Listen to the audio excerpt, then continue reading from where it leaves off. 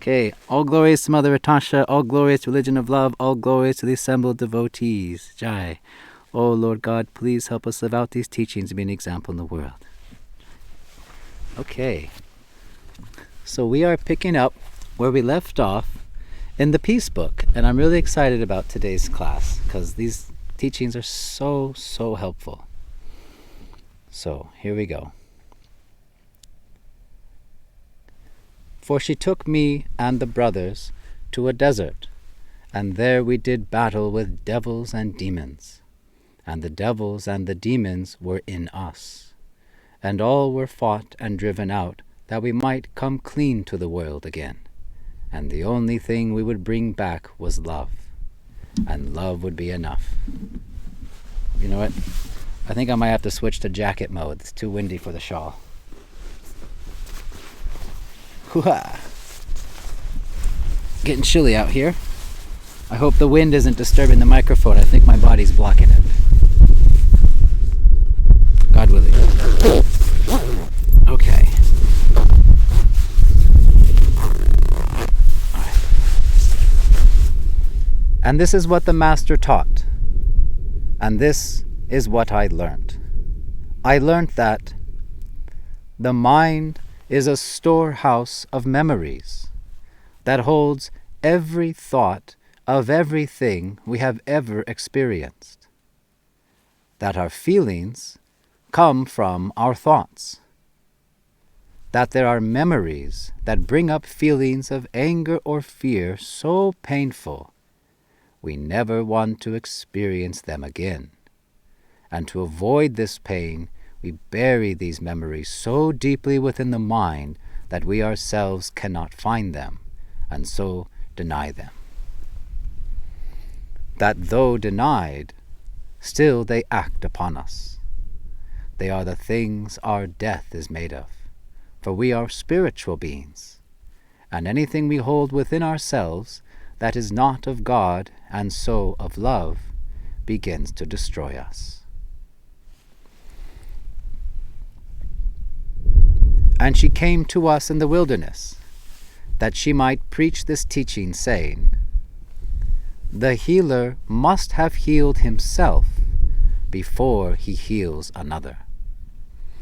And the elder brother, stopping, could not go on, and begged of her, let these painful memories stay hidden, for I cannot bear to suffer them again. Have faith, she said. The Lord God will never give to you a burden that you cannot bear. What didn't kill you going in will not kill you going out. There may be things denied, but nothing can be truly hidden. And as the sun was setting, we stopped and cooked a simple meal. And while we ate, she told to us the tale of two gentlemen who, never having tasted flesh, wished to try. Now, knowing it was strictly forbidden them, they approached a holy man in search of dispensation, and so it was given. The only stipulation made was that wherever they killed the bird, for that was what they wished to eat, no one must ever know. The very next day, one of the men returned, saying, yes, he had done the deed, and killed the bird behind a wall so that no one would ever know, and having tasted flesh, needed not to eat again. Now the other man did not return until a long time later, and he still held in his hand, alive, the bird he wished to taste. And to the holy man complained, you have tricked me, sir, for though you have gave me dispensation, yet you must have known it is impossible to kill this bird where no one else would know. For anywhere I went and tried to hide, the bird would still have known. Now the time had come to leave, and we came to the sea, and sat down together in the hours before dawn, and the air was soft and smelled of salt. And she said to us, as a man thinks, so shall he be. For your thoughts will bring forth feelings, and out of feelings will you act. And out of actions, reactions will come back to you. By your thoughts will you create your life. Change your thoughts, and you will change your life. Okay, let's go back.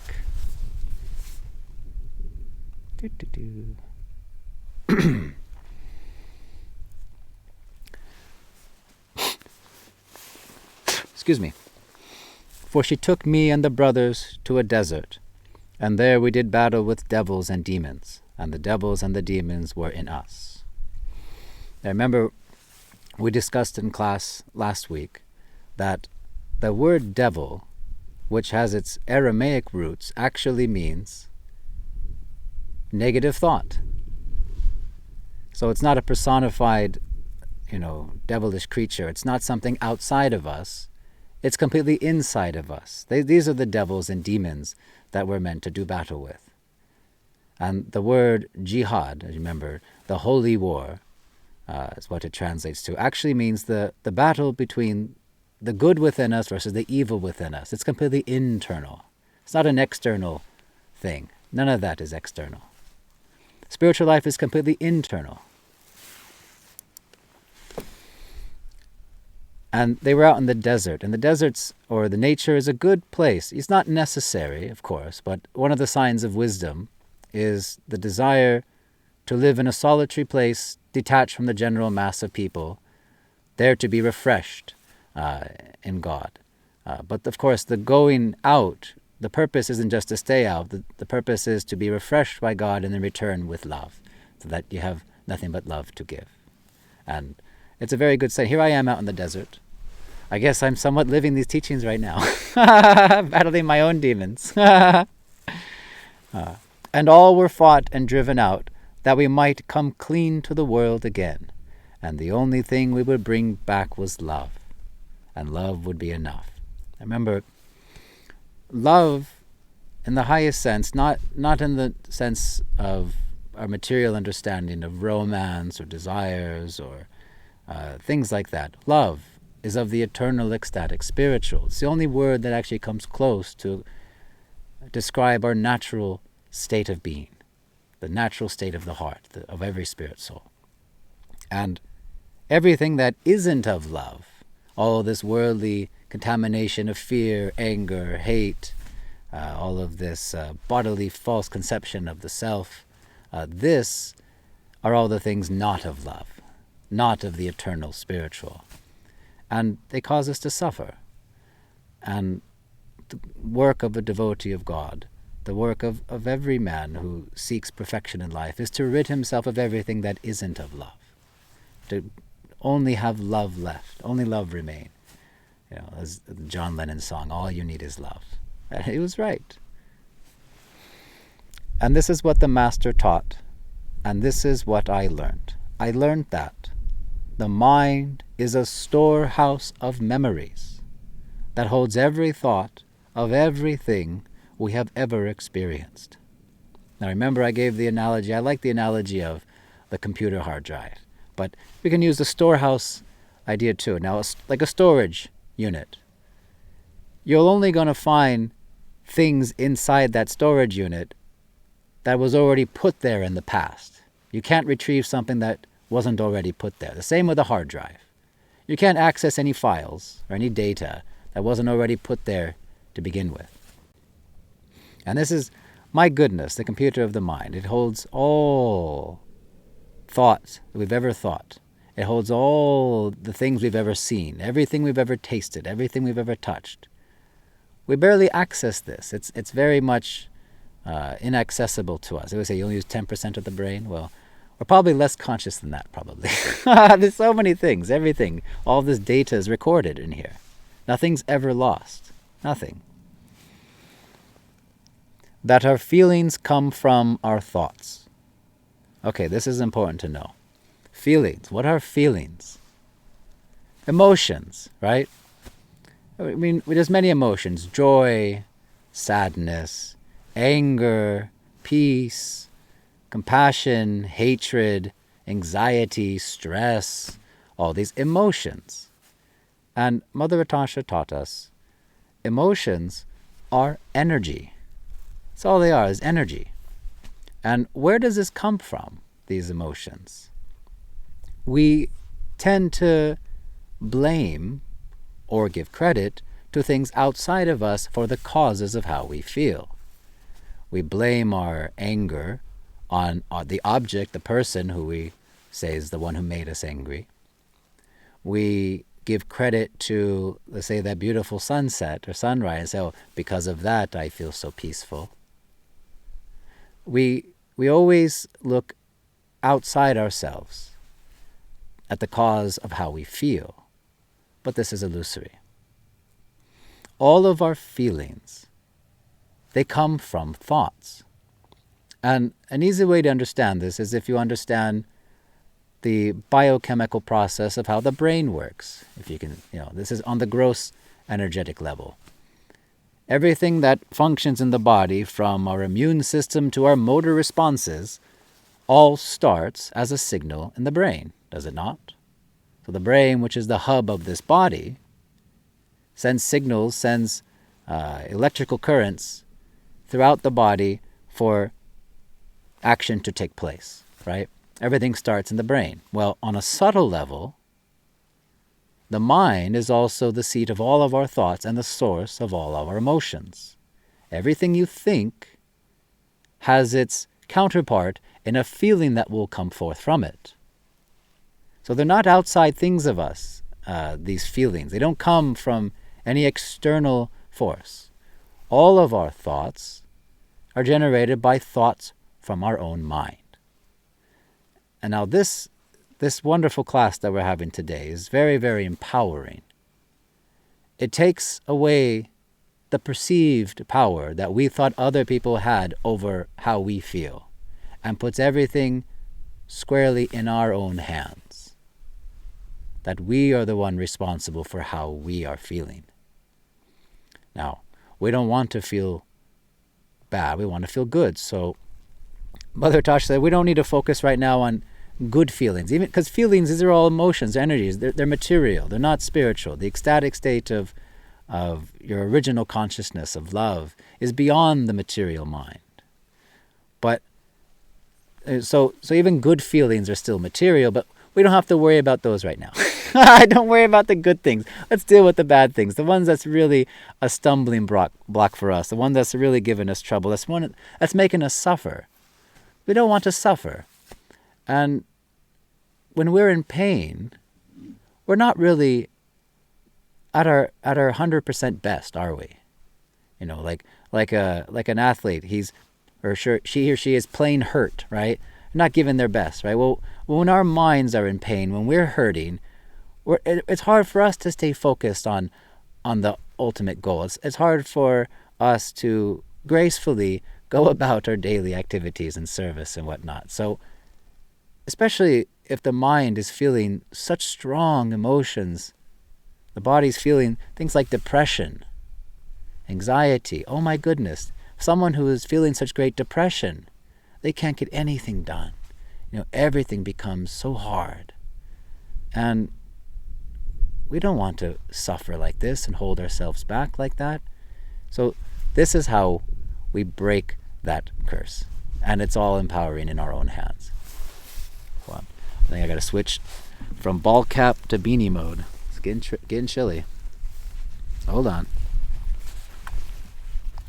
As they say in customer service, bear with me. Okay. So, our feelings come from our thoughts. And that there are memories that bring up feelings of anger or fear so painful, we never want to experience them again.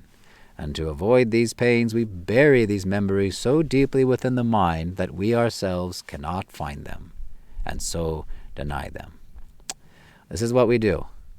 Kind of like nuclear waste. Nasty stuff. We just bury it somewhere and look the other way, right? We don't want to touch that stuff anymore. That stuff's toxic, right? And that's what we do. We do the same thing. Repressed memories, repressed trauma, things that are just so terrible terrible feelings that we don't want to think about it. And we bury them so deep in our minds, so deeply that, psychologists will tell you some people, they're suffering for things that they can't even remember, because their mind has like locked it away in such a way that they can't even recall that memory at all. It's crazy how the mind works. But even though it's forgotten, or actually nothing's forgotten, but since it's actually not we're not aware of it, or we've swept it under the carpet, still they're there, and still they are affecting us. If you have some rotten thing, some dead thing, and you sweep it under the couch, say, well, I don't see it, everything's fine, right? But that rotten smell, that stench, that is still going to affect you. It's going to poison the whole air. And your nose might become so accustomed to it. I know of a person who has a whole bunch of stray cats in the house, and oh my gosh, it's a madhouse. And if you were to walk in, the stench on the carpet would be overwhelming. You can't even stay there for more than a minute, for a few seconds even. But this person lives there 24/7. They don't even notice it. They've become so accustomed to it. And that's what we do. We become so accustomed and habituated, and we try so hard not to think about painful memories from the past. And why? Because when we think about these things, we relive all that same feelings again. We experience all that same pain again. To remember what that person said that was so cruel, break your heart all over again, fill you with anger again. So I just don't think about these things. And that's what most people do. When these things come up, what do? They immediately say, don't think about that. Let's think of something else. And immediately try and change their mind. Immediately dismiss it or distract ourselves. Do we not? Something comes up, I just don't want to think about that. Let me just go play some video games. Let me just go out and have a smoke and drink a beer. Or, let me just watch some YouTube or something. We distract ourselves with so many different things. And even though we temporarily take our attention away from these things, they're still there. They're still affecting us. These poisonous, painful things.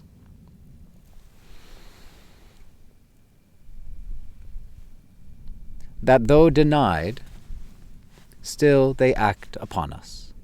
They are the things our death is made of. For we are spiritual beings, and anything we hold within ourselves that is not of God and so of love begins to destroy us. They're the things our death is made of. Ooh, heavy. Well, remember, everything from the past, or everything from the mind, I should say, is from the past. Remember, it's a storehouse. It's just a data. It's a storage unit. It's all the things that we remember from the past. So, to live in the mind, to relive in all of these memories, or to distract yourself with other thoughts of the mind, is to live in the past of illusion. And you're not actually living when you're totally in the past. You're not actually here right now in this present moment. And haven't we all been there? Or we've been with somebody who is hanging out with us, or we're hanging out with them, and we're thinking about something, and even though we're doing things together, we're chatting together, like that person, that person's not there. They're in their own world, right? Haven't we all experienced that? Haven't we done that? They're in the mind, just replaying the same loop, the same broken record, the same home movie on replay. And then the mind even distorts it, in different ways. Like, it's madness. And we're not actually living. We're living like a dead man, like a man who lives in his dreams.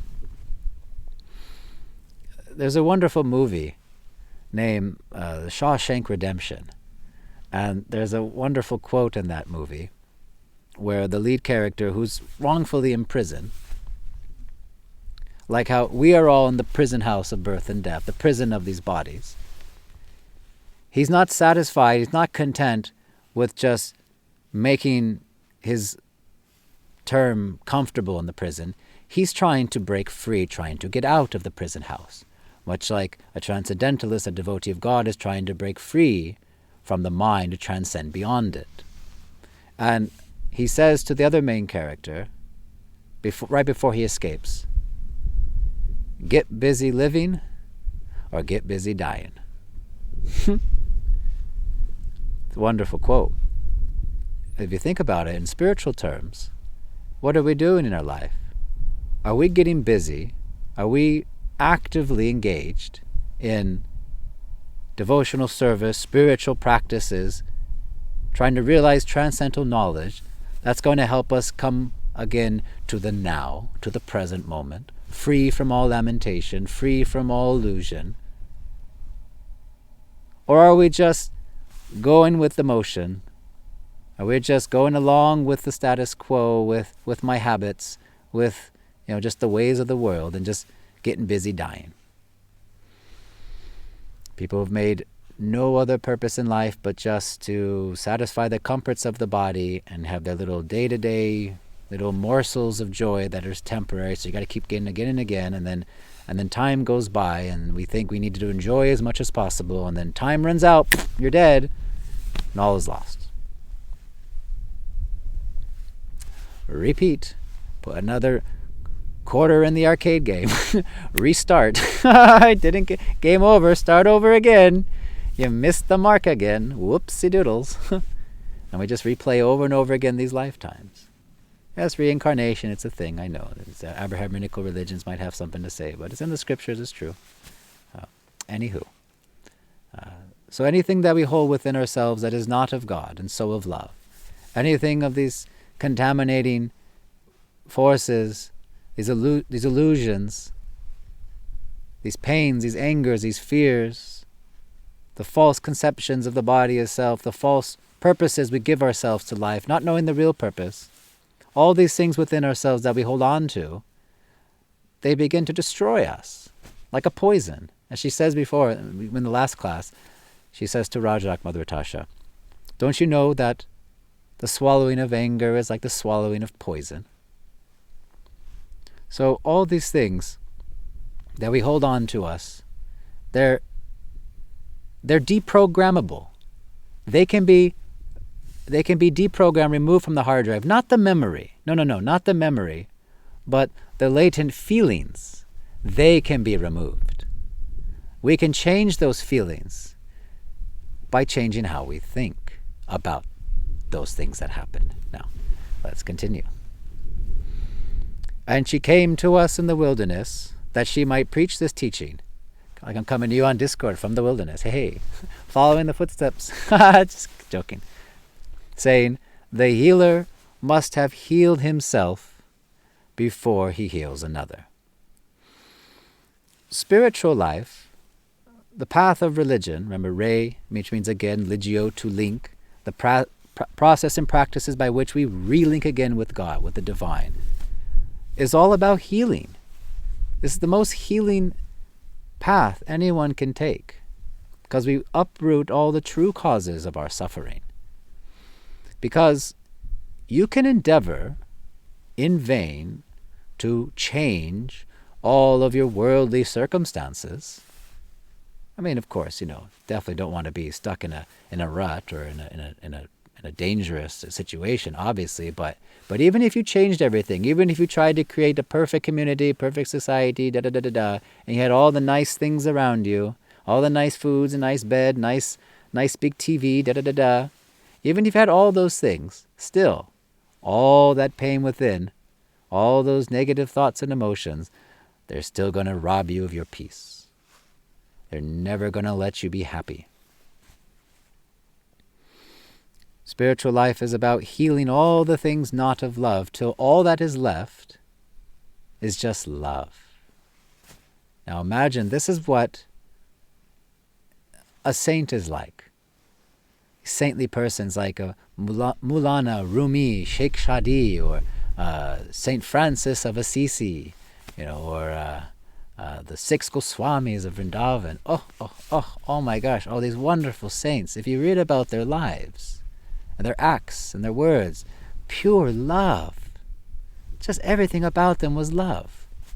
And they were never disturbed by any of the circumstances around them, whether they be in a war-torn area, whether they're persecuted, or whether they're extremely poor and their bodies emaciated and weak.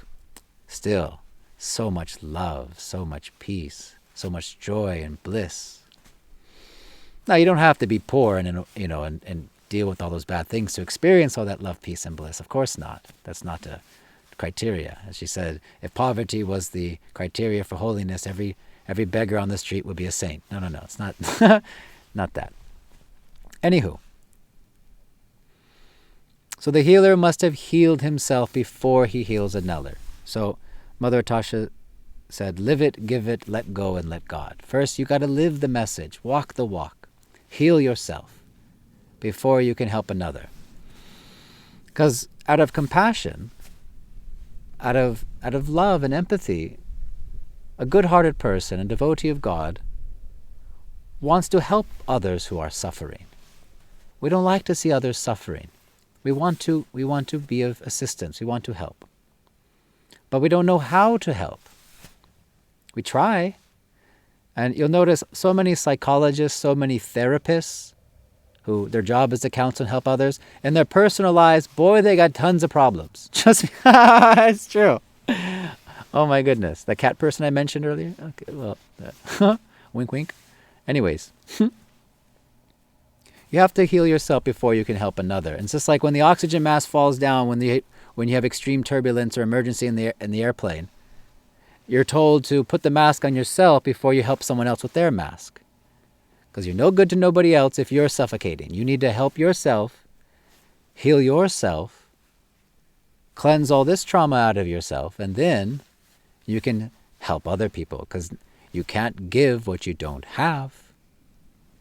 How can you give knowledge and love and peace to others if you yourself don't have such experience? So we have to first help ourselves, and then we can help others. And this is not selfish. It's soulfish. This is trying to help ourselves come again to love of God. It's good quality. And the elder brother, stopping, could not go on, and begged of her, let these painful memories stay hidden, for I cannot bear to suffer them again. Yeah, it's hard. This is hard work. This is not easy. Believe me. That's why Mother Atasha said, spiritual life is for warriors. You got to be strong. You got to be tough in order to face your own inner demons. I don't care how big and buff someone is or how someone's expert in violence. The real strength is looking within yourself for the cause of your own suffering. That is a rare quality among people, to look at themselves for their own faults. This takes real courage and bravery. And it's very hard because just like when you're detoxing your body, all these, chemicals and toxins, whatever, when you're doing a detox program, when these toxins are coming up, boy, do you feel sick. Like, oh, I feel awful. You feel terrible. It's true. And the one who leading the detox will say, no, don't stop the process. Keep going. Because once it's finally out of you, you're going to feel great. But if you stop now, you just wasted all your time.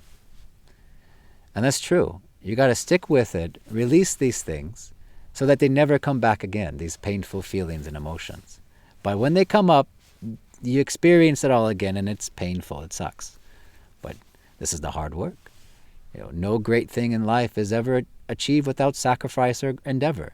And what greater endeavor is there than spiritual realization, the purpose of life?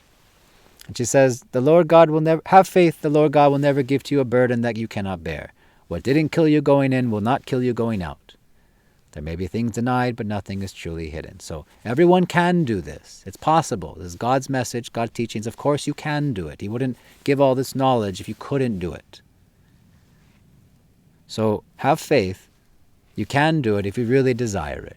If you truly, sincerely desire it, it is possible. And it will be made possible unto you. And then I'm kind of going over time here.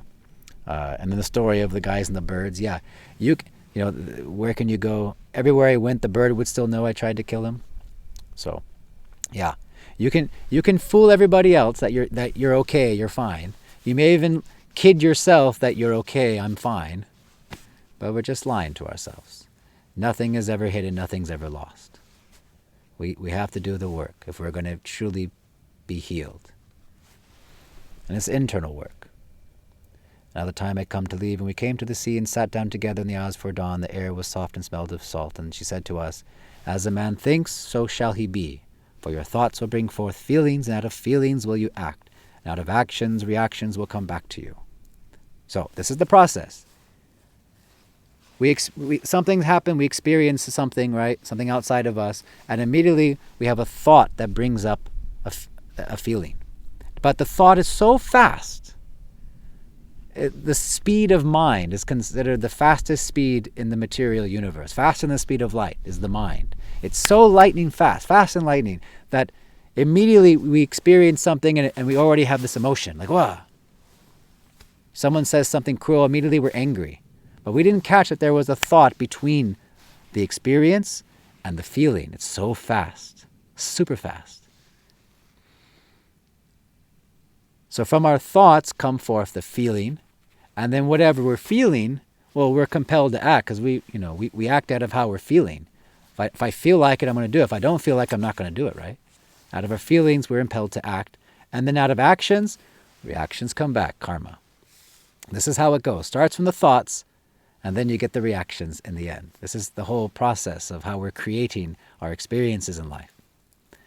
By your thoughts will you create your life. Change your thoughts, and you will change your life. So I'll lay this foundation here. On the next class, we're going to talk about how we're going to get into that mind of ours and start reprogramming our thoughts. So let me stop there real fast. Okay. All right. Does anyone have any questions related to the class?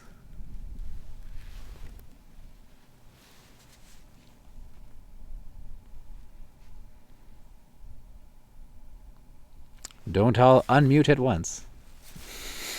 Out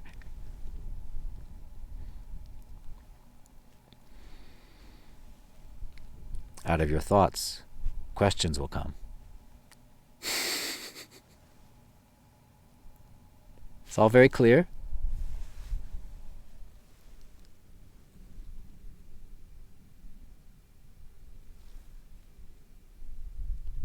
Yes, I agree. It's basically our mind doing everything. How we feel, yes. Basically, it is the mind doing everything. Yeah. You know the example. If you're playing a game, which you often do, you're my old gaming bud. Let's say we're on a team, and we're getting our butts whooped, right? And maybe one person, he's just chill, or she's just chill, like whatever, it's just a game. Or another person might be just like so stressed out, The only difference is, both gamers are having the exact same experience of that game. The difference is the thoughts that the person's thinking. If you're thinking all these upsetting negative thoughts, well, you're going to get very upsetting negative feelings. It all comes from your thoughts.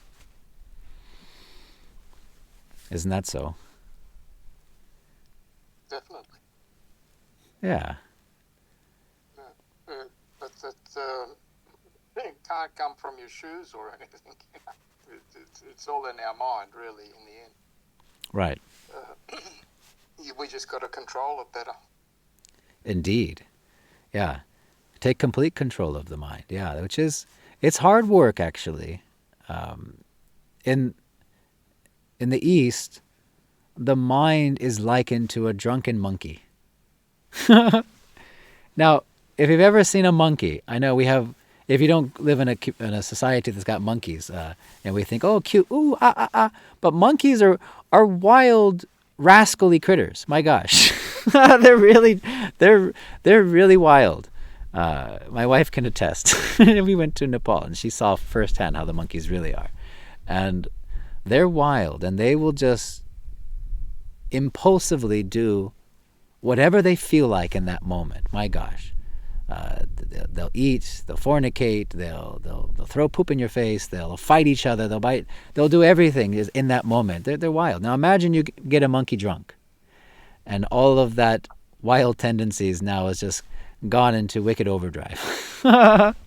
This is the mind.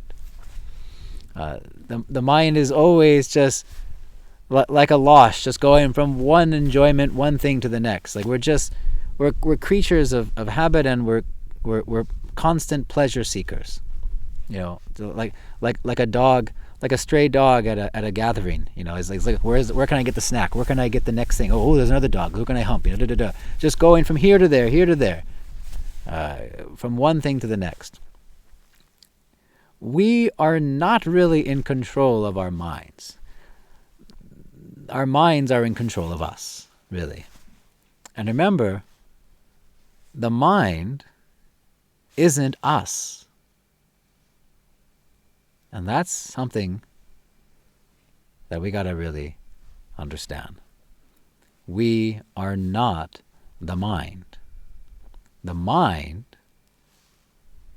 is like an AI, like a thinking computer, because that's what it is. It's like a computer.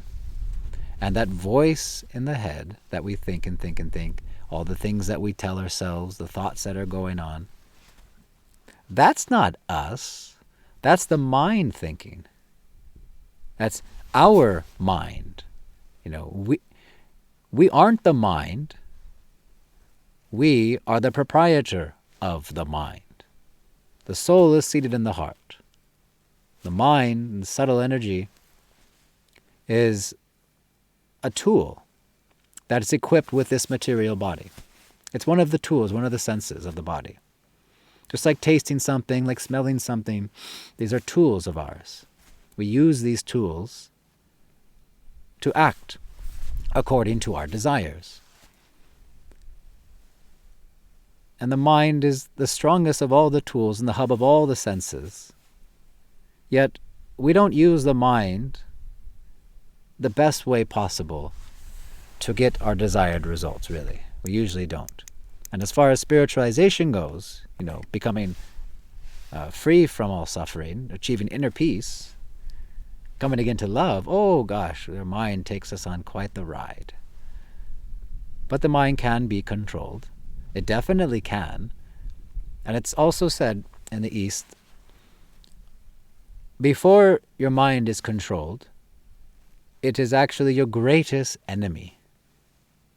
There's no greater enemy to us on the path than our very own minds. But when the mind is trained properly, is cleaned out of all the negative thoughts, it becomes our greatest friend and ally. It becomes a very handy tool that now we can use very nicely. Now and again, the example of a computer. If your computer is full of viruses, if it's got a lot of malware, bloatware, spyware, if the hard drive is so fragmented, it's going to run so slow, you're going to have you're not going to be able to get things done so well. You're going to have all these pop-ups coming in there, like our thoughts keep this thing's coming, this pop-up, You can't really get much good work done when the mind and the computer of the mind is so contaminated. So what do?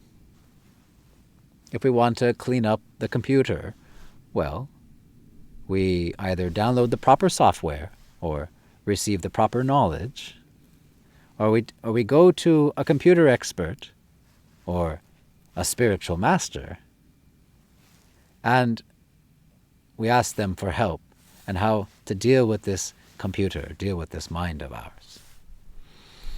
Because the computer technician, his computers are working very nicely. All of his gear and tech is all in perfect working condition. The spiritual master, the enlightened, realized soul in disciplic succession, the pure devotee of God, is also speaking out of pure, clear consciousness, not from the voice of the mind. Their mind is already controlled. Their senses are already controlled. If you want to know how to cleanse your mind and be free from suffering, well, you ask someone whose mind is already clear and who already doesn't suffer. Very simple. You want to be a rich person? Talk to a rich man. You want to be a great basketball player? Go talk to those good ballers over there. You want to be in inner peace and pure transcendental love and bliss? Well, you ask a pure devotee. So, yeah, everything that we experience is all in our heads. We're all in our heads. Oh, I forgot to start the timer. Oh my goodness, I did that. Well, let me see. Where did I leave off at? Okay, I've been recording for 8 minutes. Okay. Very good. All right. So, anybody have any other questions or comments? Thank you for that, Yeti. Appreciate that, brother.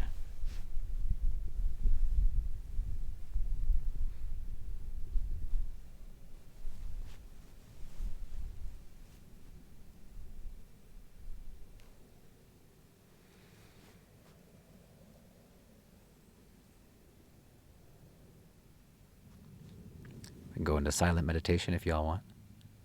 Just kidding. People join the server on Discord and they say, oh, the server's dead. I'm like, no, it's just experiencing some silent meditation. Just don't worry.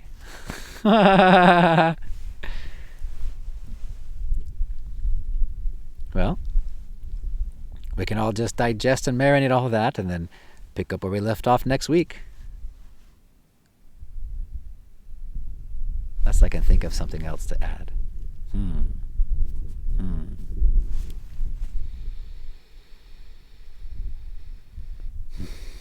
The mind. Well, how about I share something that is my own personal experience? How about that? This is my own experience. I didn't grow up around monkeys, but I did grow up around dogs. So I liken my mind and senses to a dog. A wily dog that needs to be trained. And what happens when you don't have a trained dog? My wife can tell you, she's visiting at my folks' house. They have 2 very untrained dogs, and they are troublemakers. Oh, are they troublemakers? They chew things up. They'll ruin your picnic. They'll get where they're not supposed to get into. They'll make a mess of things, and that's what they do. And I feel like my mind is like an untrained dog. And training it, trying to control my mind, is like I'm training this dog that's right here. This, like it's always looking for something, and that's why I've been more easy on myself, because you can't. If you've ever had dogs,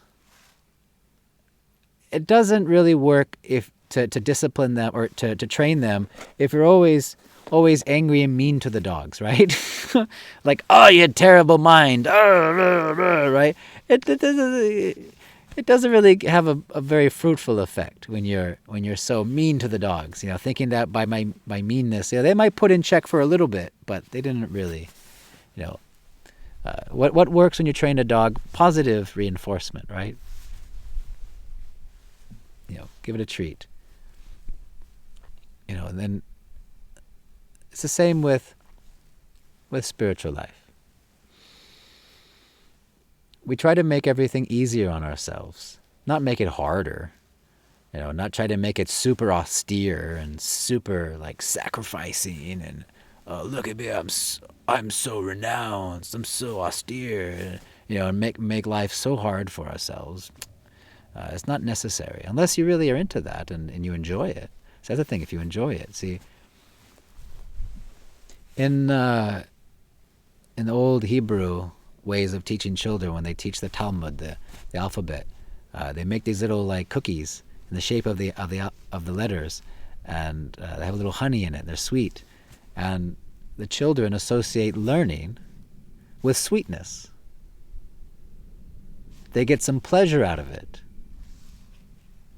So if I'm enjoying something, I'm more likely to keep my attention on it and also more likely to desire that thing again. So, spiritual life, we try to make it more joyful, more fun for each other, So we listen to very fun devotional music. We chant and sing and dance and eat delicious soul food that's offered to God together. We have fun together with devotees. When you're with other devotees, life's more joyful. And we're trying not to make it more austere. We're trying to make more joyful. Like, my favorite types of churches are like the African American Southern churches where they're just singing and dancing. They're all like, yeah, it's quite a jubilant blast. It makes people definitely want to come back to church, right? So we got to be easy on our minds.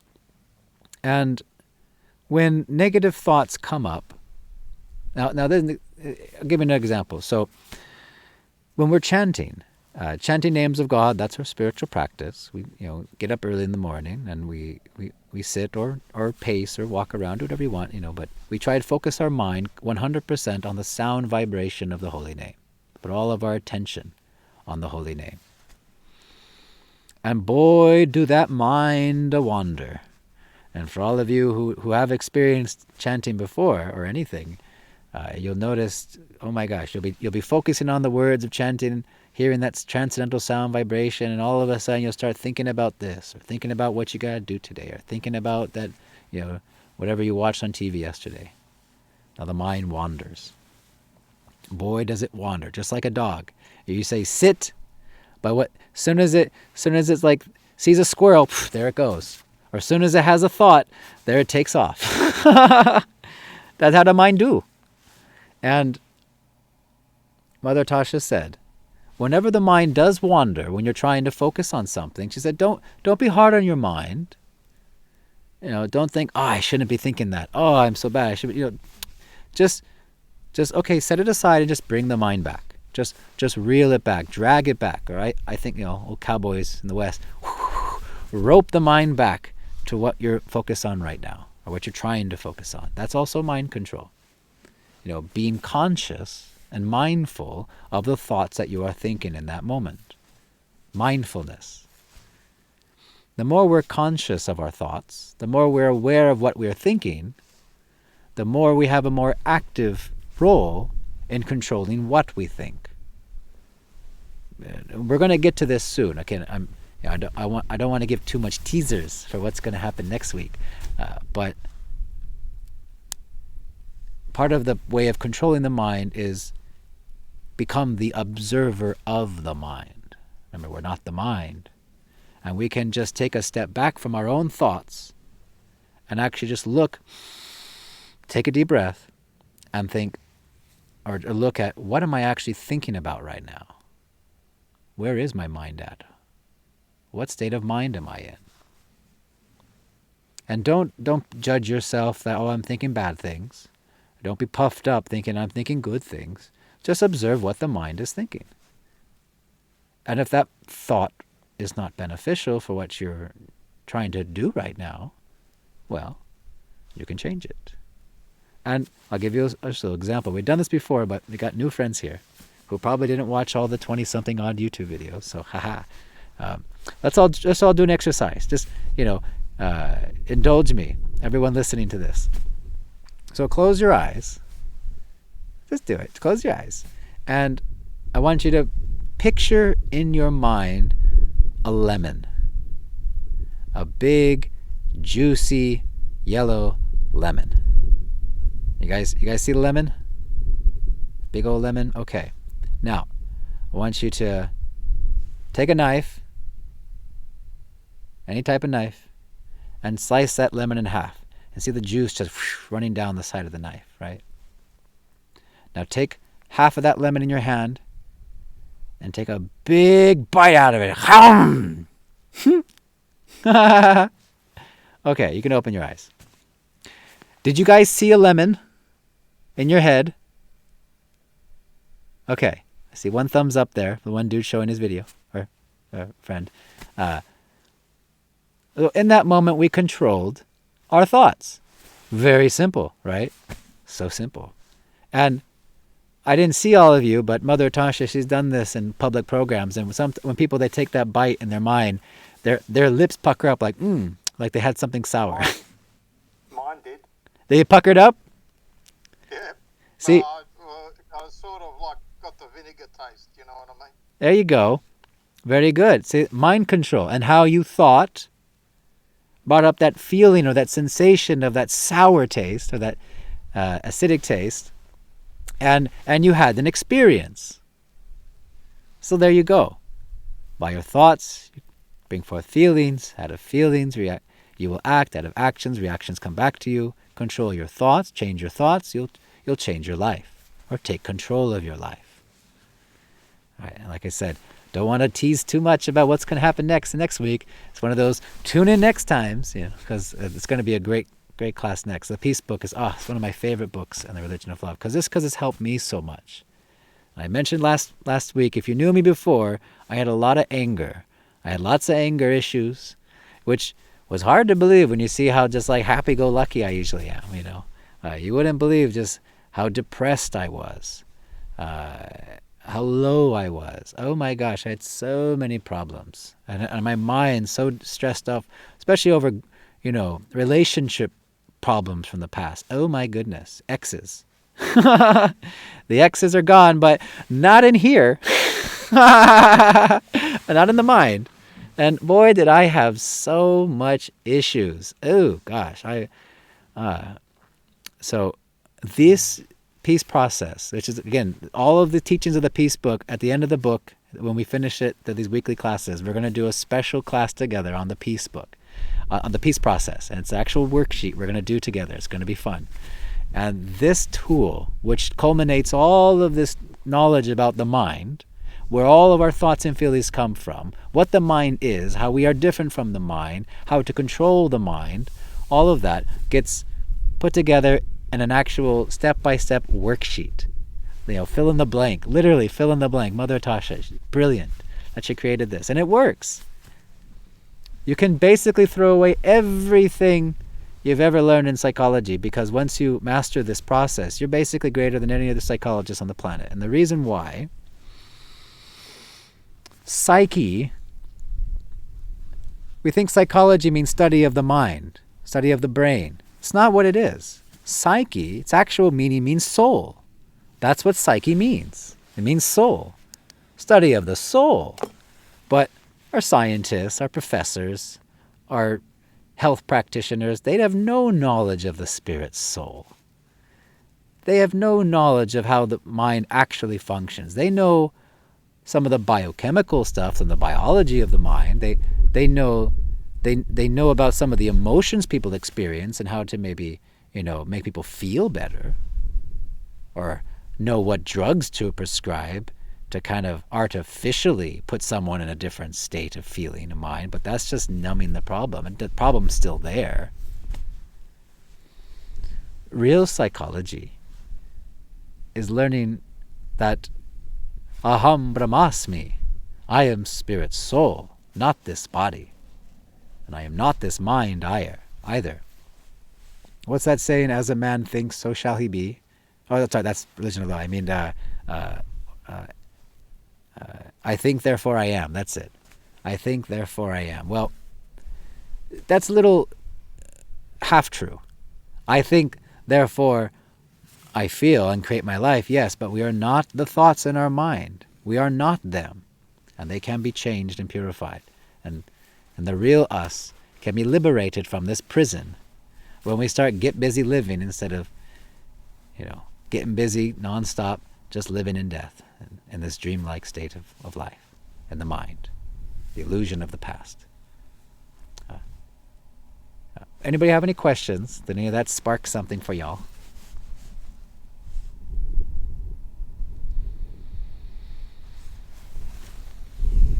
Keep adjusting this ring light. I'm looking so fabulous in this light.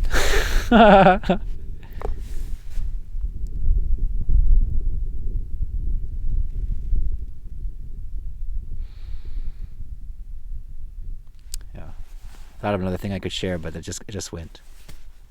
Oops, mind. Nope, no more comments or questions, guys? I'll wrap it up. Got a few more minutes.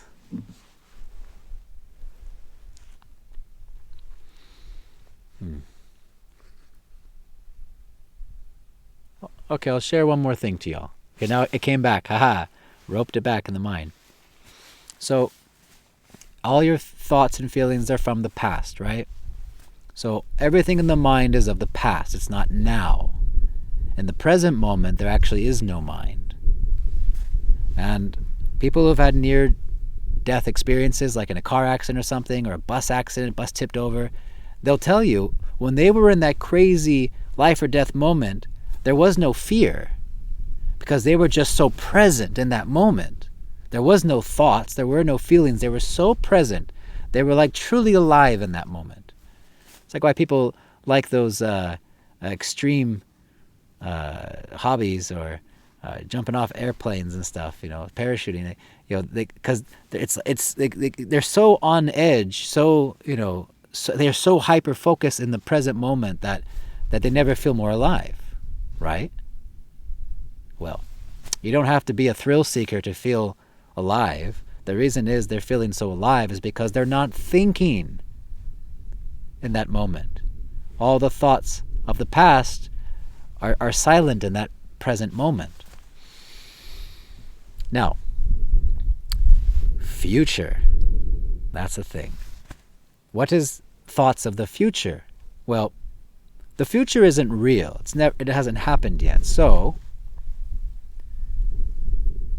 whatever we think, whatever we're thinking, remember mind, thoughts of the past, whatever we're thinking about what's going to happen to us or what could happen to us, this is where fear comes in. Fear is always of the future, of what's going to happen to me. Oh, something bad's going to happen. Gives you anxiety. Now, we don't know the future. We're not prophetic seers. So what happens is we project our thoughts and experiences from the past into the future, just like a projector, onto a movie screen. On the movie screen of the foreground of our thoughts, right? This is what future is, thoughts of the future. Now, if living in the past was already living in illusion, always worrying about things that are going to happen, well, now you're in illusion within illusion. Now you're totally like Inception going on. Now you're in the darkest illusion of ignorance. So someone who lives in the future of their mind, who's always thinking of all the bad things that are going to happen to them, they're always in that state of distress. They're always worrying. Mother Atasha said, worry is the perfection of mental speculation. The perfection of mental speculation. Speculating. We don't know. We're just guessing. All right. So it's even worse that we're than being in the thoughts of the past. But now we're projecting things that don't even exist, and the more because the past is already gone, into the future that again doesn't exist, not even there. So, yeah, fear can be quite crippling. Someone who lives in a state of fear and anxiety, they're definitely not present. Ooh, definitely not present. And definitely ain't living. Just living like a dead man. They're getting busy dying. But you don't have to. You can be free from all that. So, all right. I guess I filled up the hour. I hope you guys got some good knowledge out of that. And thank you all for showing up.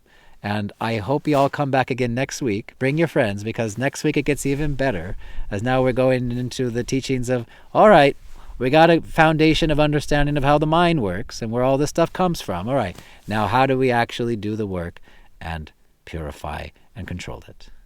Which, and of course, you all could download the book and get a sneak peek if you want. But I'll share some commentaries extra, of course, as you know. So anyways, all glories to Mother Atasha, all glories to Religion of Love, all glories to the assembled devotees. Jai.